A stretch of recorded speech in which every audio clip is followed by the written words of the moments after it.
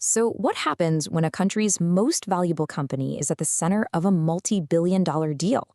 You get a fierce political battle. Today, we're breaking down the huge debate over the Kenyan government's plan to sell a major stake in telecom giant Safaricom. Is Kenya really about to sell off a piece of its crown jewel?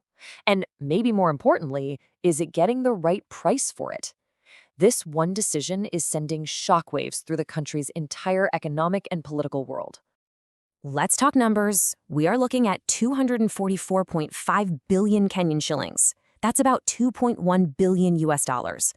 You have to understand, this isn't just another business deal. This is a transaction big enough to actually reshape Kenya's whole financial future.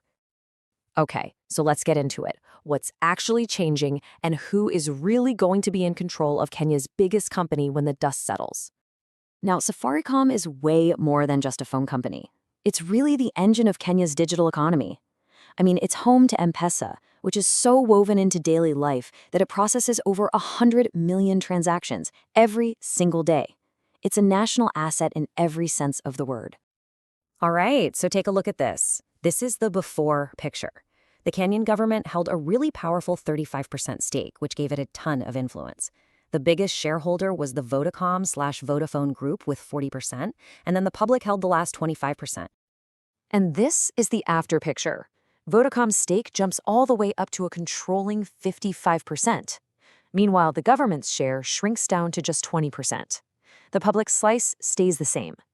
The key thing to see here is the massive power shift. Safaricom would go from being state-influenced to being controlled by a foreign company.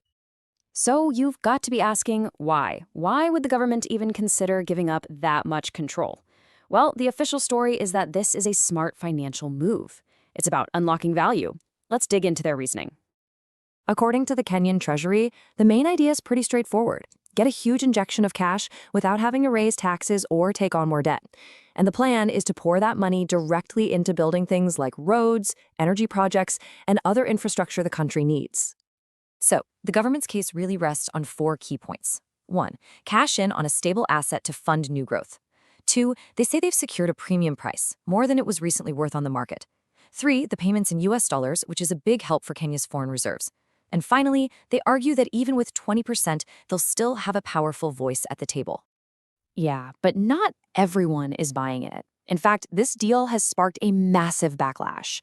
Critics from all over the political map are calling it a raw deal, basically saying the country is getting seriously shortchanged on its most profitable asset. And this chart right here gets to the financial heart of the argument. You can see the government's sale price is 34 shillings, which, yes, is a premium on the recent market price. But independent analysts say the company's fair value, considering its future growth, is over 40 shillings a share. And that gap isn't just pocket change. It's about 37 billion shillings that critics say is just being left on the table. The argument against this sale isn't just about numbers, though. It's emotional. Former Deputy President Rigathi Gachagua put it this way: Safaricom is like the family's best cow. His point, selling a reliable, long-term source of income for a one-time payment is just incredibly short-sighted. You sell the cow, you get cash once, but then the milk is gone forever.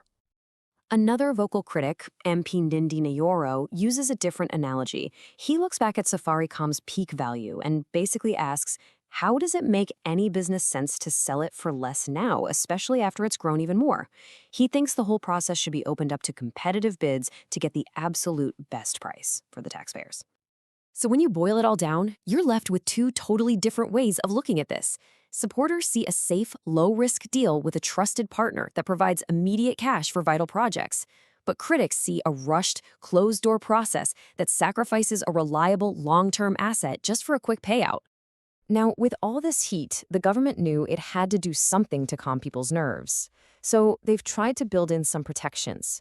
They've put a strict set of conditions on Vodacom to try and make sure key Kenyan interests are protected, even with a foreign majority owner.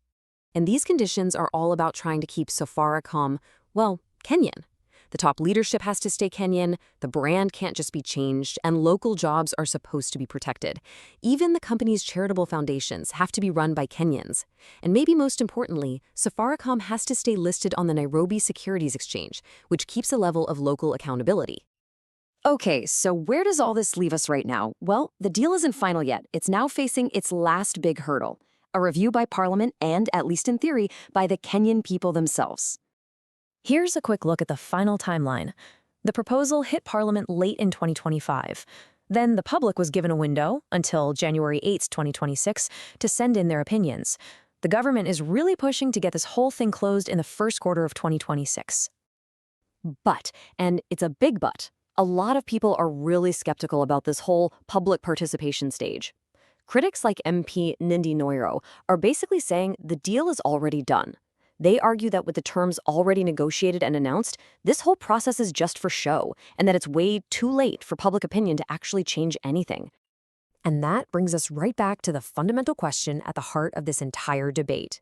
It's a classic dilemma, right? A short-term cash boost versus a long-term reliable asset. Do you sell the cow for a quick infusion of cash, or do you keep milking it for years and years to come? The answer will say a lot about how Kenya chooses to build its future.